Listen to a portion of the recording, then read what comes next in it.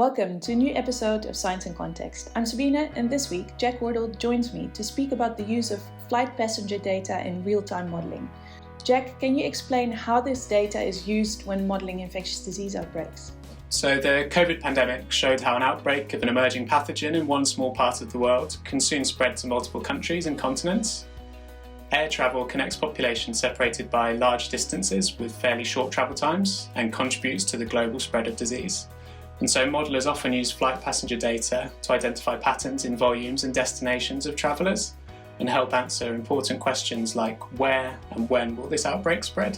Your recent paper looked at how useful this data really is. Can you give some examples?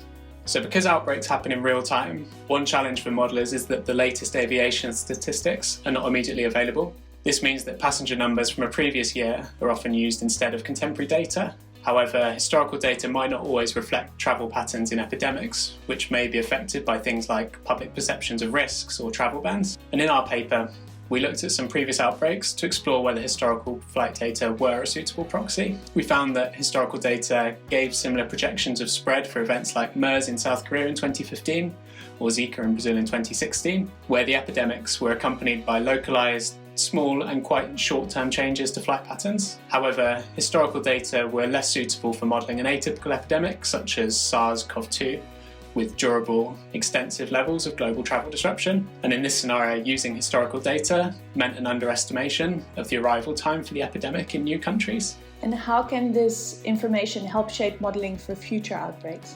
Well, firstly, our work confirms that historical flight data can be a suitable proxy.